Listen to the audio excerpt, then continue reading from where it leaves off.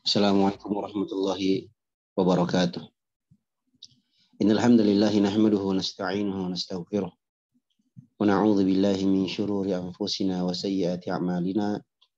May yahdihillahu fala mudilla lahu wa may yudlil fala hadiya lahu. Asyhadu an la ilaha illallah wahdahu la syarika lahu wa asyhadu anna Muhammadan 'abduhu wa rasuluhu la nabiyya ba'dah. Sallallahu alaihi wa ala alihi wa sallama tasliman mazida. Wa qala rabbuna ta'ala fi kitabihil karim يا أيها الذين آمنوا اتقوا الله حق تقاته ولا تموتن إلا وأنتم مسلمون يا أيها الناس اتقوا ربكم الذي خلقكم من نفس واحدة وخلق منها زوجها وبث منهما رجالا كثيرا ونساء واتقوا الله الذي تساءلون به والأرحام إن الله كان عليكم رقيبا يا أيها الذين آمنوا اتقوا الله وقولوا قولا سديدا يصلح لكم أعمالكم ويغفر لكم ذنوبكم ومن يطع الله ورسوله فقد فاز فوزا عظيما أما بعد فإن أصدق الحديث كتاب الله وخير الهدي هدي محمد صلى الله عليه وسلم وشر الأمور محدثاتها فإن كل محدثة بدعة وكل بدعة ضلالة. Alhamdulillah rabbil alamin. Segala puji dan syukur kita panjatkan kehadiran Allah Subhanahu wa taala dengan nikmat dan taufik dari Allah Subhanahu wa taala. Di kesempatan sore hari ini Allah Subhanahu wa taala kembali pertemukan kita di majelis ilmu. Mudah-mudahan kita di sore hari ini diberkahi oleh Allah Subhanahu wa taala dan menjadi sebab kita semua dimudahkan oleh Allah Subhanahu wa taala untuk masuk ke dalam surganya. Amin ya rabbal alamin. Nah, kita lanjutkan pembahasan kita dalam kitab Syarah Sahih Al-Adabul Mufrad, sebuah kitab yang dikumpulkan oleh Al-Imam An-Nawawi, Al-Imam Al-Bukhari rahimahullahu taala terkait dengan adab-adab seorang muslim. Nah, adab-adab yang pernah dicontohkan oleh tuntunan kita, panutan kita, yakni Nabi Muhammad sallallahu alaihi wasallam. Nah, pada pertemuan yang telah berlalu, kita telah bahas tentang hadis atau bab man la yarham la yurham. Orang yang tidak menyayangi makhluk, maka dia pun tidak akan disayangi oleh Sang Khalik, yakni Allah Subhanahu wa taala. Berikutnya kata beliau rahimahullah taala, babur rahmati mi'atu juz'in. Bab rahmat, ya, kasih sayang. Yani kasih sayangnya Allah Subhanahu wa taala itu ada mi'atu juz'in, ada 100 bagian. Nah, kata beliau rahimahullahu taala, an Abi Hurairah radhiyallahu anhu qala sami'tu Rasulullah sallallahu alaihi wasallam yaqul ja'ala Allahu azza wa jalla ar-rahmata mi'ata juz'in. Allah Subhanahu wa taala ya membagi-bagikan rahmatnya ya, menjadi 100 bagian. Menjadi 100 bagian. Fa amsaka 'indahu 99. Allah tahan simpan yang ada padanya 99 rahmat, 99 kasih sayang. Nah, wa anzala fil ardi juz'an wahidan. Allah turunkan di permukaan bumi ini hanya satu bagian saja. Famin zalikal juz'i yatarahamul khalqu. Masya Allah. Maka dari satu bagian itulah makhluk seluruhnya berkasih sayang. Ya. Hatta tarfa'al farasu hafirahu an waladiha khasyata an tusibahu.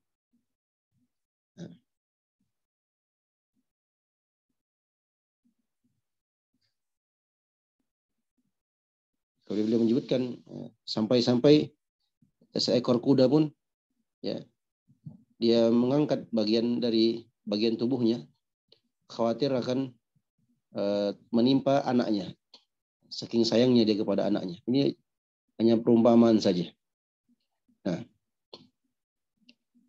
Allah Subhanahu wa taala menyebutkan rahmat yang terjadi atau kasih sayang yang terjadi di permukaan bumi itu bagian dari rahmat Allah Subhanahu wa taala. Itu hanya satu bagian saja. Dalam sebagian riwayat disebutkan wa anzala fil ardi juz'an wahidan. Allah turunkan satu bagian di permukaan bumi itu bagian dari rahmatnya, satu bagian dari rahmatnya. Dalam sebagian riwayat disebutkan anzala minha rahmatan wahidatan bainal jinni wal insi wal bahaim. Allah Subhanahu wa taala itu menurunkan satu bagian dari kasih sayangnya, ya, maka dari satu bagian kasih sayang inilah jin, manusia dan hewan saling berkasih sayang. Nah, Masya Allah Ta'ala. Ya. Sampai-sampai seekor kuda pun ya, mengangkat bagian belakang tubuhnya, entah itu ekornya atau bagian belakang. Karena al-hafir itu bagian belakang, lawan dari depan. Nah, dia mengangkat bagian belakang tubuhnya karena khawatir akan menimpa anaknya. Jadi sesama hewan pun ada kasih sayang di antara hewan tersebut. Ya.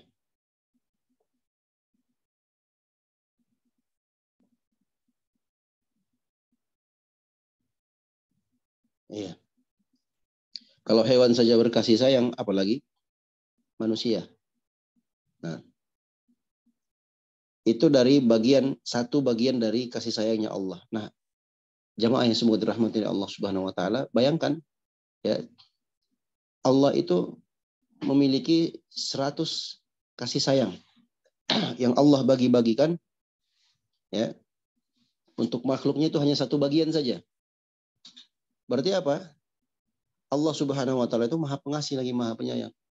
Masih ada 99 kasih sayang yang Allah simpan ya, di sisinya.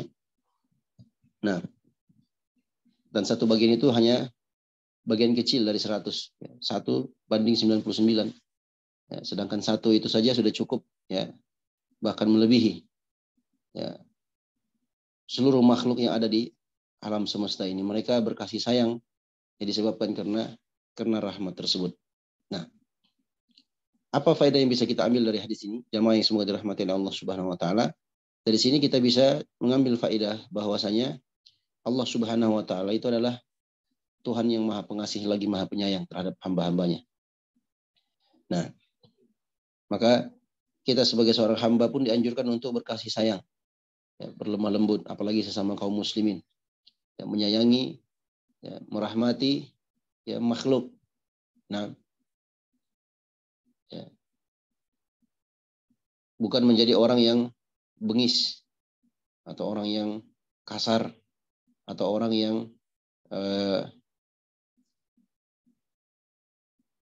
mencerminkan pada dirinya anti terhadap kasih sayang. Yang namanya makhluk itu pasti mereka berkasih sayang. Sepreman apapun seseorang, ya sekeras apapun dia pasti punya kasih sayang, ya pasti punya rasa sayang ya, terhadap makhluk yang lainnya, kan begitu. Nah, kasih sayang makhluk yang terjadi itu di permukaan bumi ini, ya itu antara sesama makhluk, antara sesama manusia atau jin atau hewan, ya itu semuanya bagian dari kasih sayang Allah Subhanahu wa taala yang Allah bagikan kepada mereka. Nah, berarti masih ada tersimpan 99 ya kasih sayangnya Allah Subhanahu wa taala yang tidak kita ketahui. Nah, poin yang kedua, Allah Subhanahu wa taala Maha merahmati hamba-hambanya. Nah, Allah mengasihani, Allah mengasihi, Allah mencintai hamba-hambanya, kan tetapi kebanyakan hamba itulah yang tidak sadar diri dan mereka lupa akan ya kenikmatan dan rahmat Allah yang Allah berikan kepada mereka. Nah, kemudian jamaah yang semoga dirahmati oleh Allah Subhanahu wa taala, dari hadis ini juga kita bisa mengambil kesimpulan tentang anjuran untuk berkasih sayang. Ingat ya, ini sudah kita sebutkan di pertemuan yang telah berlalu ya. Berkasih sayang di sini bukan berarti boleh pacaran ya. Menjalin hubungan yang dilarang dalam agama kita, bukan. Tapi berkasih sayang di sini ya terhadap sesama kaum muslimin. Kasih dan sayangnya, cintanya karena Allah. Ya, ya. Nanti merembes juga kepada kasih sayang antara suami dan istri, antara orang tua dan anak, Nah, antara adik beradik dan seterusnya. Nah, antara sesama kaum muslimin, kecintaan dan kasih sayang mereka karena keimanannya. Nah, jadi bukan di atas perbuatan maksiat kepada Allah Subhanahu wa taala. Nah, bab berikutnya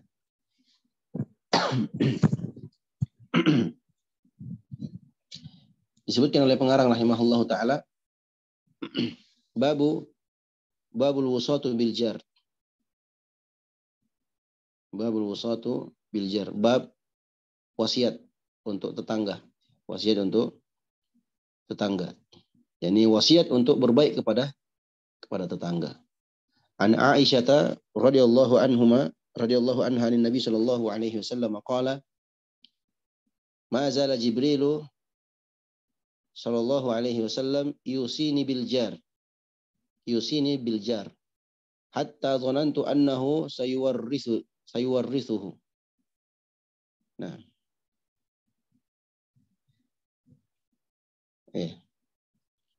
Malaikat Jibril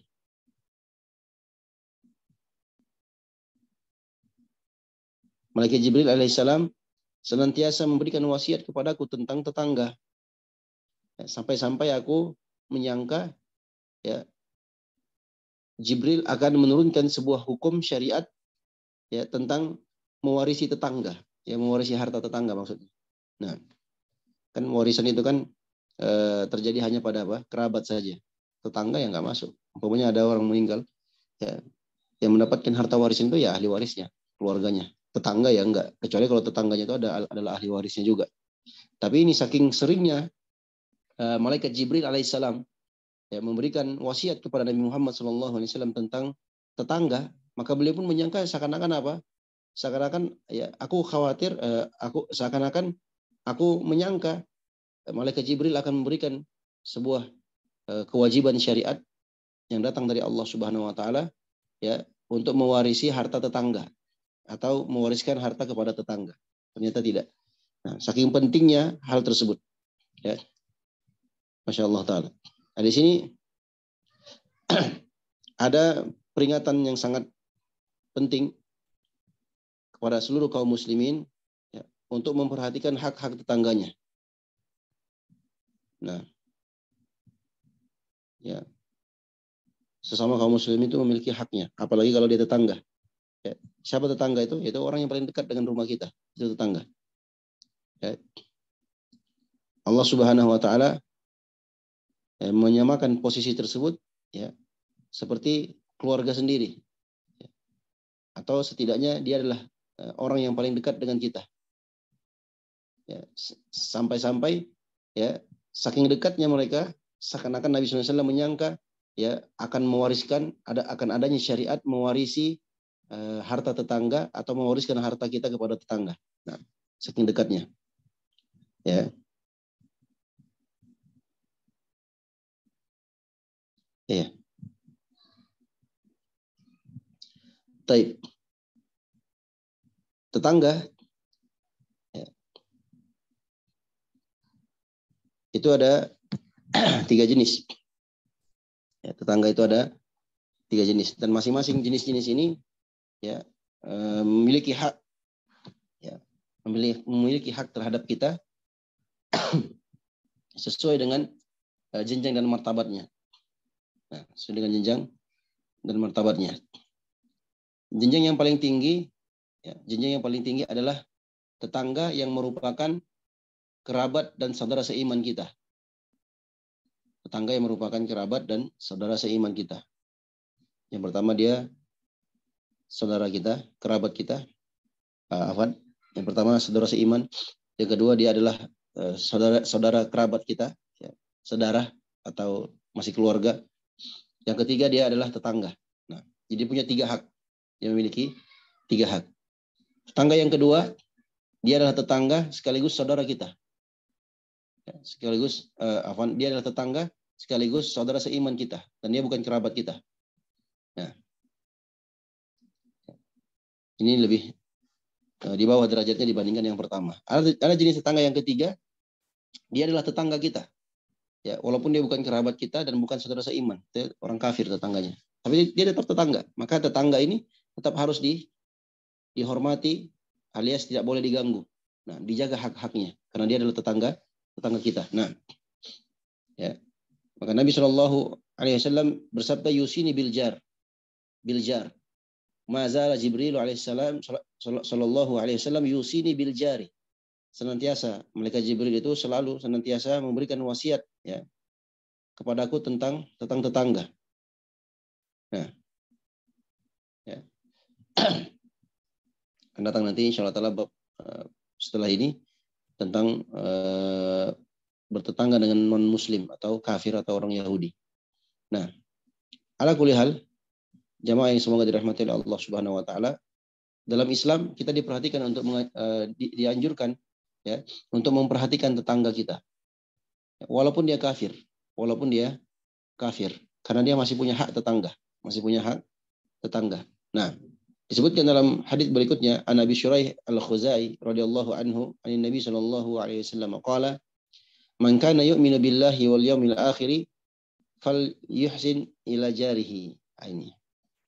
Wa man kana yu'minu billahi wal yawmil akhir falyukrim dhaifahu. Wa man kana yu'minu billahi wal yawmil akhir falyakul khairan aw liyasmut. Nah. Ya. Maka kata beliau sallallahu alaihi wasallam, kata beliau sallallahu alaihi wasallam, barang siapa yang beriman kepada Allah dan hari akhirat. Barang siapa yang beriman kepada Allah dan hari akhirat, hari kiamat, ya. Falyuhsin ila jarihi, makanya hendaknya dia berbuat baik kepada tetangganya. Wa man kana yu'minu billahi wal yawmil akhir falyukrim dhaifahu. Barang siapa yang beriman kepada Allah Subhanahu wa taala dan hari akhirat, maka hendaknya dia memuliakan tamunya. Wa man kana yu'minu billahi wal yawmil akhir falyakul khairan aw liyasmut. Barang siapa yang beriman kepada Allah dan hari akhirat, maka hendaknya dia mengucapkan ucapan yang baik atau dia diam. Baik, di sini ada 3 bagian hadis, ya, akan kita bahas satu persatu. Bagian yang pertama sesuai dengan judul bab yang disebutkan oleh pengarang rahimahullahu taala. Ya, bab tentang wasiat untuk berbuat baik kepada tetangga. Rasulullah Shallallahu Alaihi Wasallam bersabda, barang siapa yang beriman kepada Allah dan hari akhirat, barang siapa yang beriman kepada Allah Subhanahu Wa Taala dan hari akhirat, ya, fal yakul khairan, fal yuhsin ila jarihi, hendaknya dia berbuat baik kepada tetangganya. Nah, hendaknya dia berbuat kebaikan, ya, berbuat baik kepada tetangganya. Ini perintah, ya, perintah untuk berbuat baik kepada tetangga. Tetangga seperti apa? 3 jenis tetangga yang kita sebutkan tadi masuk di dalamnya. Nah, termasuk kalau dia adalah orang kafir, apalagi kalau dia muslim, apalagi kalau dia adalah kerabat kita, punya hubungan darah dengan kita, maka lebih wajib lagi untuk kita berbuat baik kepada mereka karena dia memiliki 3 hak. Hak tetangga, hak sesama muslim, hak kerabat dan hak tetangga. Kalau dia bukan kerabat kita, dia punya 2 hak. Hak tetangga dan hak sesama muslim. Nah, kalau dia non muslim atau kafir, ya, dan bukan kerabat kita, maka dia adalah orang yang memiliki 1 hak terhadap kita, yaitu hak tetangga. Nah, hak seorang tetangga adalah kita berbuat baik kepada mereka, ya. Berbuat baik kepada mereka. Ya, dari sini kita bisa mengambil kesimpulan, jamaah yang semua dirahmati Allah Subhanahu wa taala, Islam itu adalah agama kebaikan. Ya. Islam adalah agama yang membawa kebaikan. Islam adalah agama yang membawa rahmat, kasih sayang di antara sesama mereka. Itu Islam. Nah, ya. Jadi kalau ada tuduhan-tuduhan yang mengatakan Islam itu agama yang bengis, Islam itu agama yang suka melakukan teror, ya, suka membunuh, Islam itu adalah agama, itu semua fitnah. Ya. Itu semua tuduhan-tuduhan yang tidak ada dasarnya. Kenapa? Karena kalau setiap orang, ya, yang memiliki hati yang jujur, ya, meneliti dan menelaah bagaimana sebenarnya fondasi dan inti ajaran Islam, maka dia akan lihat, ya, fakta, ya, hakikat yang sesungguhnya dari kaum muslimin atau ajaran Islam itu. Nah, apa yang disebarkan itu adalah seperti fitnah-fitnah yang belakangan ini tersebar ya, yang mengatakan Islam adalah agama yang suka membunuh ya, kemudian diperlihatkan video orang dipenggal atau disembelih lehernya ya, kemudian dibunuh, perang ini perang itu semua fitnah orang-orang kafir. Fitnah orang-orang kafir ya, mereka mengada-ngada, kemudian mereka lemparkan tuduhan tersebut kepada kaum muslimin. Tapi alhamdulillah jemaah yang semoga dirahmati oleh Allah Subhanahu wa taala, sehebat dan sesadis apapun ya, ini catat baik-baik. Sehebat dan sesadis apapun fitnah yang dilancarkan orang-orang kafir, mereka tidak akan pernah berhasil. Itu catat baik-baik. Nah, Allah pasti akan bongkar mereka. Ya, akan bongkar aib-aib mereka, Allah akan bongkar makar mereka. Wa makaru wa makarallah. Wallahu khairul makirin. Mereka berbuat makar dan Allah Subhanahu wa taala membalas makar dan tipu daya mereka. Dan Allah sebaik-baik pembuat makar. Nah, mereka berbuat makar terhadap agama Allah, Allah balas makar mereka. Ya. Nah, ini hadis-hadis yang kita bacakan tadi menunjukkan tentang samahah, keluasan dan kebaikan dalam Islam. Nah, agama yang penuh dengan kasih sayang. Ya. Jadi kalau ada yang mengatakan kita harus membunuh orang kafir secara mutlak, kita boleh mengambil harta dan menumpahkan darah mereka, itu adalah klaim yang tidak benar. Nah, tadi itu bukan bagian dari ajaran Islam. Islam tidak pernah mengajarkan demikian. Dalam Islam itu orang-orang kafir itu dibagi menjadi 4 bagian. Enggak semua boleh dibunuh, tidak semua boleh diganggu, tidak semua boleh ditumpahkan darahnya, tidak semua boleh diambil hartanya, enggak semuanya. Ada rinciannya. Itulah keindahan dalam Islam. Ya. Dan sejarah kita melihat di mana-mana ada mayoritas non-muslim di negeri kaum muslimin, maka pasti mereka aman.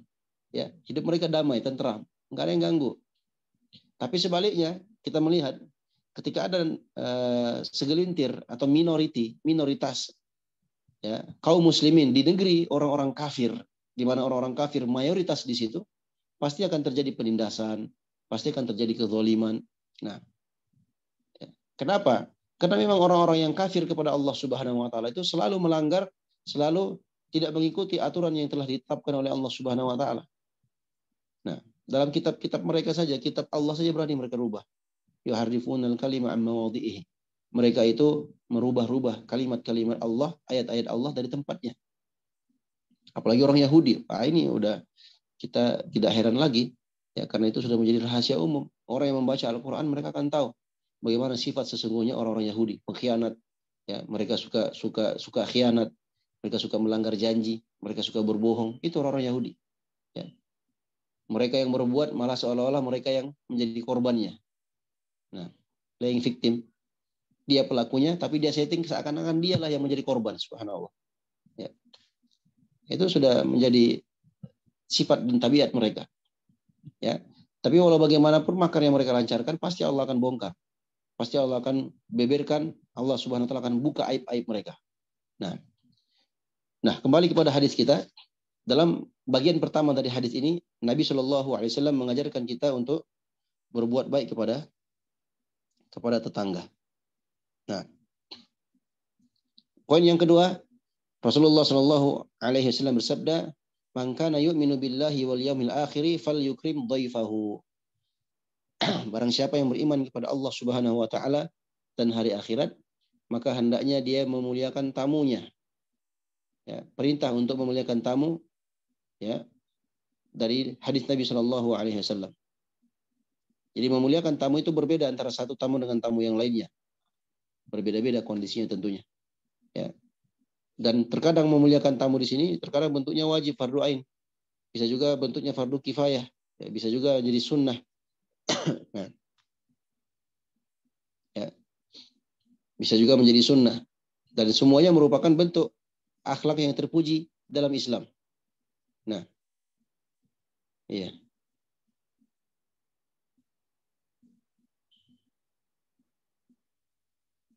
Dalam sebagian riwayat disebutkan, "Man kana yu'minu billahi wal yawmil akhir falyukrim dhaifahu jaizatahu."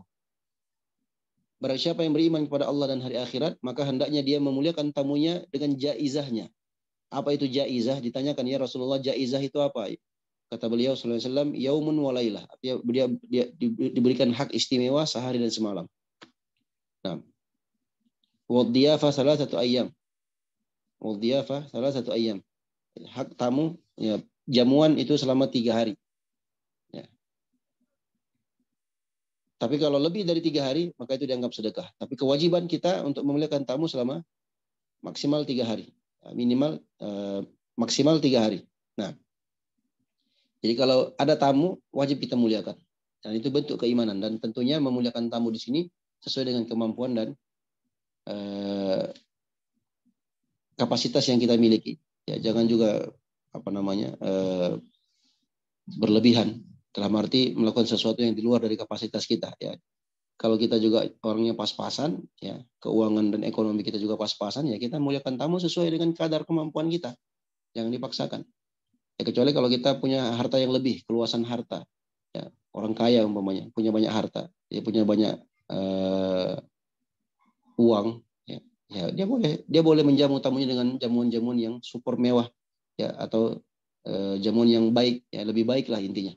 Nah, dan itu dianjurkan dalam agama kita. Dan kalau lebih dari 3 hari, maka itu dianggap sedekah. Nah, dan insya Allah Taala semua kebaikan-kebaikan yang kita kerjakan tersebut, ya, akan dibalas oleh Allah Subhanahu wa taala. Karena semua itu kita lakukan dalam rangka untuk mengikuti tuntunan atau syariat yang telah disyariatkan oleh Nabi kita Muhammad sallallahu alaihi wasallam. Nah, kemudian yang terakhir, man kana yu'minu billahi wal yawmil akhir falyakul khairan aw liyasmut. Ini tidak kalah pentingnya juga. Ya, barang siapa yang beriman kepada Allah Subhanahu wa taala dan hari akhirat, maka hendaknya dia mengucapkan ucapan yang baik atau dia diam. Berbicaralah yang baik atau diam. Kalau tidak bisa berbicara yang baik, mending diam. Daripada berbicara, ya, asal ngomong, asal bunyi, tapi ternyata, ya, yang dia sampaikan, yang dia omongkan tersebut adalah sebuah dosa yang dia tidak sadari. Nah, makanya Rasulullah SAW pernah mengingatkan, innal abda la yatakallamu bi kalimatin izillu biha fin nari ab'adu bainal masyriqi wal maghribi.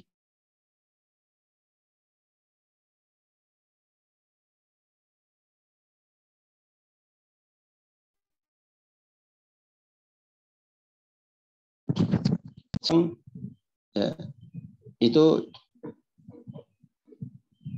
dia berbicara dengan satu pembicaraan yang dengan pembicaraan tersebut dia bisa tergelincir, terjerumus ke dalam api neraka sejauh timur dan barat. Nah, kenapa yang dia ucapkan itu adalah dosa, ya, mengandung perbuatan maksiat kepada Allah Subhanahu wa taala. Entah itu ghibah, mengadu domba, ya, membicarakan, menjelekkan orang lain, membicarakan keburukan mereka, atau menyebarkan fitnah, kedustaan. Nah, atau ucapan-ucapan, ya, yang dengan mulutnya dia mengucapkan ucapan tersebut, ya, sehingga dia mendapatkan dosa yang sangat besar di sisi Allah Subhanahu wa taala. Rasulullah sallallahu alaihi wasallam pernah bersabda dalam hadits yang sahih, aktsaru ma yudkhilun nas an-nara al-famu wal faraj. Nah,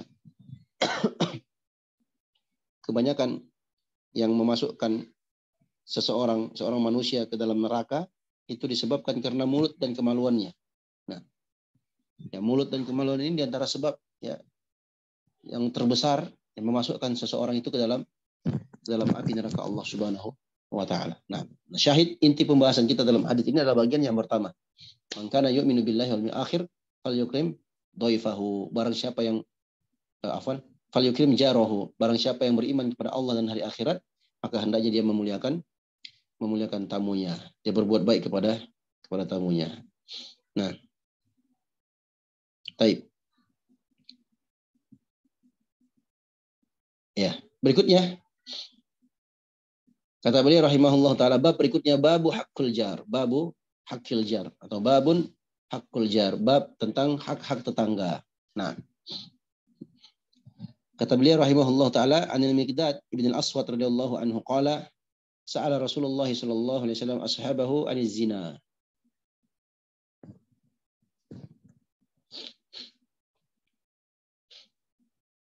Rasulullah sallallahu alaihi wasallam bersabda, ya, bertanya kepada sahabatnya tentang zina. Ya. Rasulullah SAW bersabda, bertanya kepada sahabatnya tentang zina. Qalu haramun. Para sahabat mengatakan haram. harramahullahu wa rasuluhu. Itu diharamkan oleh Allah Subhanahu wa taala dan Rasulnya. Faqala, ya, maka Nabi SAW bersabda, li ayyazni ar-rajulu bi asyrati niswah. Sungguh seseorang itu dia berzina dengan 10 perempuan, aisaru alaihi min ayyazniya bi imraati jarihi. Subhanallah. Itu jauh lebih ringan baginya dosanya dibandingkan dia berzina dengan istri tetangganya. Bayangkan, 10 perempuan, dia berzina dengan 10 perempuan itu lebih ringan ya dibandingkan dia berzina dengan istri tetangganya. Nah, ya, subhanallah. Di sini Nabi SAW menekankan tentang hak tetangga. Ya. Wasalahum anisarikoh. Maka Nabi SAW pun tanya kepada sahabatnya tentang mencuri. Bagaimana mencuri? Ya, qalu haramun, mencuri pun haram. Ya, tidak boleh. Harramahullahu azza wa jalla wa rasuluhu. Itu diharamkan oleh Allah dan Rasulnya. Faqala, maka beliau bersabda, li ayyasraqa min asyrati ahli abiyatin. Sesungguhnya seseorang itu dia mencuri, ya, mencuri sesuatu dari 10 rumah, ya, aisaru alaihi min ayyasraqa min baiti jarihi. Itu jauh lebih ringan dibandingkan dia mencuri di rumah tetangganya. Subhanallah. Ya. Ya.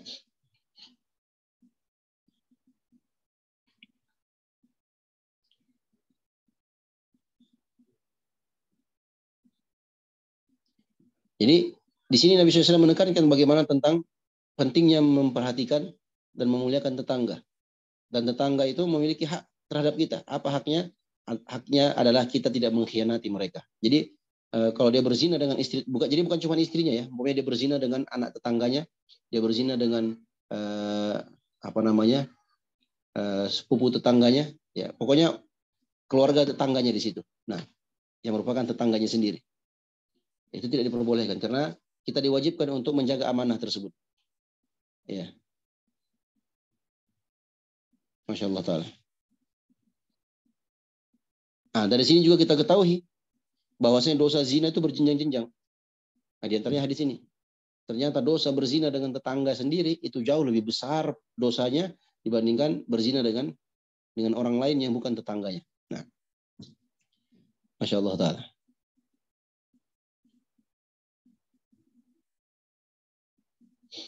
Nah,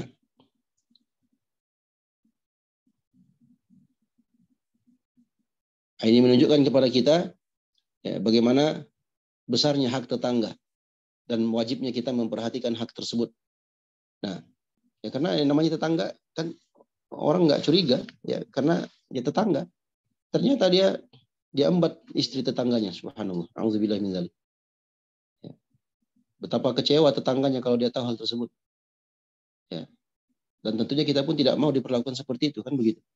Ya, makanya Islam datang mengatur itu, mengatur sedemikian rupa agar kita menjaga hak-hak tetangga. Ya, di antara hak tetangga adalah memuliakan mereka dan menjaga amanah dan tidak mengkhianati mereka. Nah, Masya Allah Ta'ala. Ya. Berikutnya, kata beliau rahimahullah ta'ala, babun yabda'u biljar. Babun yabda'u biljar. Bab dimulai dari tetangga. Dari Ibnu Umar radhiyallahu anhu qala Rasulullah sallallahu alaihi wasallam ma zala Jibrilu yusini bil jari hatta zan annahu sayuwarithuni. Masih hadis yang tadi diulangi ya. Senantiasa Jibril itu mau berwasiat kepadaku ya tentang tetangga sampai aku menyangka ya beliau akan membawa tentang sebuah syariat yang mewariskan tetangga atau mewarisi hak tetangga atau harta tetangga. Nah. Ya.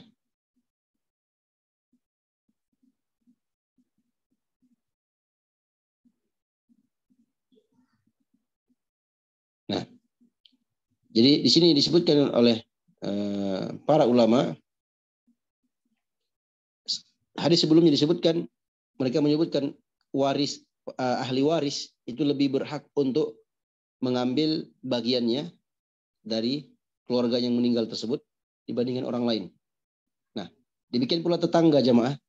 Tetangga itu lebih utama, lebih muqaddam ya daripada selainnya dalam berbuat kebaikan dan berbuat perkara yang ma'ruf. Maksudnya begini, kalau dalam hal warisan, orang yang berhak menerima warisan siapa? Ahli waris, kan begitu. Nah, demikian pula kita kiaskan dalam hal kebaikan. Kita dianjurkan untuk berbuat baik kepada sesama manusia. Ya, kita dianjurkan untuk berbuat baik kepada sesama manusia. Maka tetangga itu lebih diutamakan karena mereka orang yang paling dekat dengan kita. Kan begitu. Kalau kita baru bangun tidur, orang yang paling dekat dengan kita siapa? Ya tetangga sebelah rumah kita. Nah, mereka lah yang lebih utama, yang lebih kita utamakan untuk berbuat baik kepada mereka dibandingkan orang lain. Nah, ini yang dimaksud dalam judul bab ini. Nah, Masya Allah Ta'ala. Kemudian hadis yang terakhir dari bab ini, kata beliau rahimahullah Ta'ala, an Abdullah bin Amr radhiyallahu anhu annahu zubihat lahu syatun. Dari sahabat Abdullah bin Amr, ya, bahwasanya beliau disembelihkan seekor kambing. Faja'ala yaqul li gulamihi. Nah,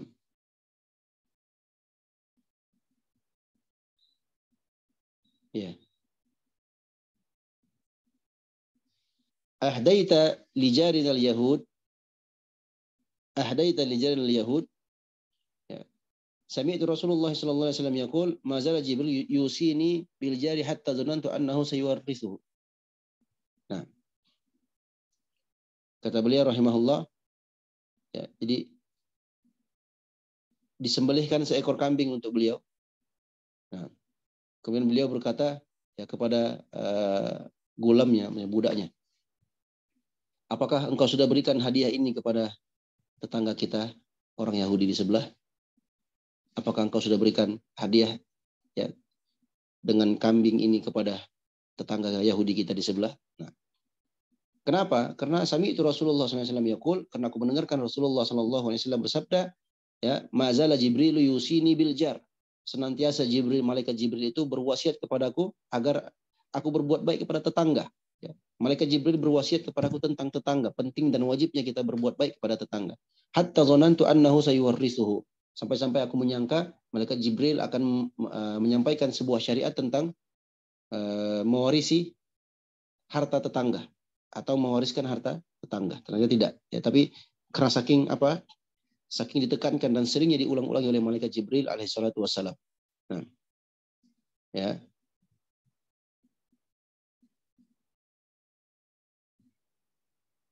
Ya.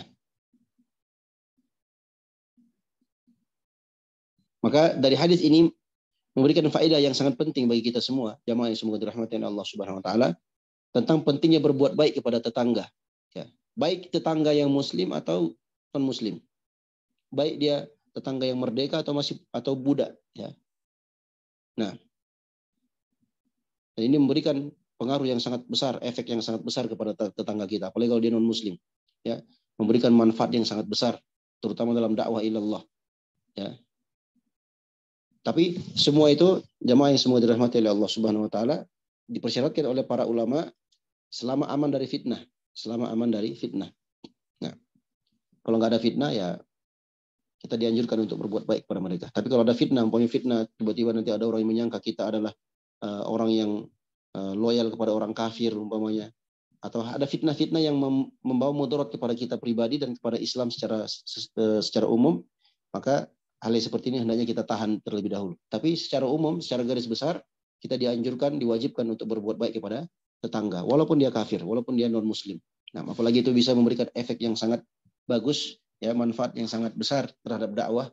Mereka akan melihat bagaimana keindahan Islam, mereka melihat bagaimana akhlak mulia yang diajarkan oleh Nabi kita Muhammad SAW dalam bertetangga. Nah, Allah Ta'ala alam, ini yang dapat kita sampaikan. Mudah-mudahan bermanfaat. Sisa waktu yang tersisa kita persilahkan kepada jamaah yang ingin bertanya seputar pembahasan atau yang lainnya. Falyatafaddalna. Kepada Tamrin, pada jamaah yang akan bertanya dipersilahkan. Assalamualaikum Ustaz. Waalaikumsalam. Apa izin bertanya? Sebelumnya semoga Ustaz dan keluarga selalu dirahmati Allah dan dijaga Allah Subhanahu wa taala. Amin. Amin. ada 2 pertanyaan Ustaz. Yang pertama terkait fikih mengusap khuf ya Ustaz. Nah, jadi kondisinya seperti ini. Jadi pada saat saya kan sering safar Ustaz, setiap seminggu sekali menggunakan bis ya. Nah, kalau misal qadarullah di akhir perjalanan tidak mendapat sholat subuh, otomatis kan terpaksa saya sholat di bis ya. Dengan kondisi saya wudhu dengan botol air aqua seadanya gitu.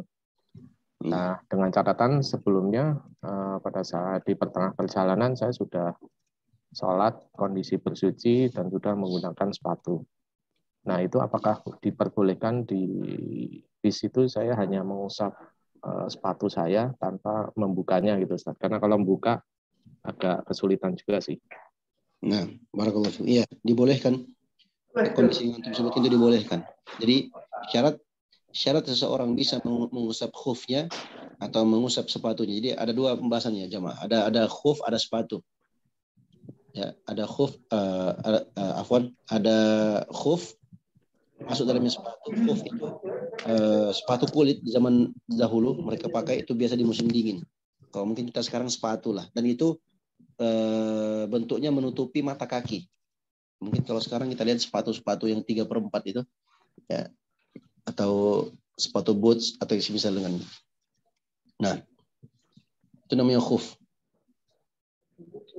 Di bawah khuf ada namanya jawrab. Jawrab itu kaos kaki. Nah, nanti dilihat antum sapu yang mana itu dipersyaratkan yang intinya sebelum mengusap khuf atau sebelum mengusap kaos kaki dipersyaratkan sebelumnya dia sudah berwudu. Dia sudah berwudu. Umpamanya tadi disebutkan ya, dia sudah berwudu dari Isya umpamanya dia sudah berwudu. Jadi setelah sholat Isya itu dia masih pakai kaos kakinya atau dengan lengkap dengan sepatunya umpamanya. Nah, maka ya yang dia usap di atas kaos kakinya. Kecuali kalau sepatunya menutupi mata kaki. Itu sudah memenuhi syarat. Jadi anggaplah sepatunya menutupi mata kaki. Ya. Dia sudah selesai sholat Isya ya, dalam kondisi tadinya dia sudah berwudu sempurna, pakai kaos kaki, kemudian pakai sepatu. Kemudian dia sholat. Atau dia sudah selesai sholat, ya pakai kaos kaki, pakai sepatu, berangkat naik bis, melanjutkan perjalanan. Dalam perjalanan, masuk waktu sholat subuh. Sedangkan dia dalam kondisi apa? Dalam kondisi sudah bersuci. Wudunya belum batal tadi, sebelum dia pakai sepatu. Nah, maka ketika masuk sholat subuh, tadi disebutkan kondisinya, berwudu, setelah berwudu sampai di kaki itu nggak perlu lagi dia buka sepatunya, tinggal dia basakan saja bagian tangannya, kemudian dia usapkan kedua sepatunya. Nah, usapnya ini anggap ini ya sepatu, dia usap di atasnya, di punggungnya. Nah, bukan di bawahnya, di punggung, di atas. Ya. Jadi cukup seperti itu. Nah, Ustaz, kalau yang kedua Ustaz, ini terkait masalah waris Ustaz. Afwan ya, agak waris. Ya. Afwan, ini agak melenceng juga. Terkait waris, jadi beberapa waktu lalu Ana pernah dengar kajian terkait waris ini kan syaratnya adalah dibagi setelah hutangnya lunas. Nah, itu yang pertama. Terus hutang ini kan ada 2 Ustaz, hutang terhadap manusia sama terhadap Allah. Salah satunya kalau terhadap Allah kan terkait ada nazar, puasa gitu kan. Kalau si mayit masih punya hutang puasa atau nazar gitu, itu harus dilaksanakan. Dan itu waris itu tidak boleh dibagi setelah hutangnya lunas. Nah, kemarin Ana dapat penjelasan ada satu yang relatif baru bagi saya ya. Jadi kalau misal si mayit ini dinilai punya kemampuan untuk berhaji, dia wajib untuk melaksanakan ibadah haji. Pada intinya seperti itu. Nah, pertanyaannya Ustaz, waktu itu memang penjelasan yang ke Ana itu si mayit ini wajib badalkan. Apakah benar seperti itu, Ustadz? Ininya, yang pertama itu. Terus kemudian kalau kondisinya si mayit ini sudah mendaftarkan haji, dia uangnya sudah masuk dan sebenarnya dia tinggal dipanggil aja gitu, Ustaz. Nah itu kalau misal kasusnya seperti itu nanti baiknya gimana, Ustaz? Baik, ya kalau si mayit ini adalah orang yang mampu di masa hidupnya, ya, keburu mati, ya, atau alias wafat sebelum dia berhaji, maka dia dihajikan oleh ahli warisnya dari harta warisan yang dia tinggalkan. Nah, itu sudah benar. Nah, yang kedua tadi apa? Yang kedua, kasusnya si mayit ini dia sudah daftar haji, Ustaz. Jadi sudah dapat porsi, dia sudah membayar 25 juta, nanti tinggal berangkat bayar kekurangannya. Nah, masalahnya kan si mayit ini sudah meninggal. Nah, biasanya kalau tupak itu kan opsinya ada dua, Ustaz. Dibalikin atau diambil oleh ahli waris yang lain atau saudaranya itulah. Nah, tentunya yang mengambil jatahnya ini kan untuk meniatkan membadal yang si mayit ini kan berat ya Ustaz. Gitu loh. Maksudnya pasti kan atas niat diri sendiri karena kan sayang juga nunggu sampai 30 tahun ada kesempatan pasti kan untuk niat diri sendiri dulu baru membadalkan orang lain. Nah ini solusinya seperti apa ya Ustaz? Kalau kasus seperti ini apakah si ahli waris ini tetap membadalkan di sana atau gimana Ustaz? Nah, jadi sebelum dan sesudahnya jamaah yang semua dirahmati oleh Allah Subhanahu wa taala, ahli waris itu boleh membadalkan orang tuanya yang meninggal atau keluarga yang meninggal dengan syarat dia sudah pernah haji sebelumnya. Kalau dia sudah pernah haji, cari siapa kerabatnya sudah pernah haji, maka si mayit tadi kan dia punya kewajiban untuk berhaji, tapi keburu wafat, ya. Padahal sudah didaftar nih, ya tinggal berangkat umpamanya, tinggal bayar sisa kekurangannya. Nah, mana yang lebih bagus? Karena ada dua opsi, bisa dikembalikan uangnya atau diganti dengan kerabatnya, ya. Maka yang paling afdol adalah digantikan oleh kerabatnya, tapi dengan syarat kerabat yang menggantikan itu adalah kerabat yang sudah pernah haji sebelumnya. Kalau dia belum pernah haji nggak boleh. Dia harus sudah haji duluan, sudah pernah haji. Kalau dia belum pernah haji, cari yang lain, cari kerabat yang lain. Nah, nah Ustaz. Kalau misal nggak ada Ustaz, nggak ada terus dia ikut. Kalau misal nggak ada, ya uangnya diambil lagi. Oh diambil lagi. Nanti kalau salah satu di antara kerabat yang sudah pernah haji, nah dialah yang nanti akan menghajikan kembali. Karena kewajiban itu tetap ada. Ya. Itu ada pada pundak ahli waris. Ahli waris harus mempersiapkan itu. Nah, kalau enggak mereka semua berdosa. Nah, itu siapa. Nah, jazakallahu khairan. Ustaz. Barakallahu fiik. Waalaikumsalam.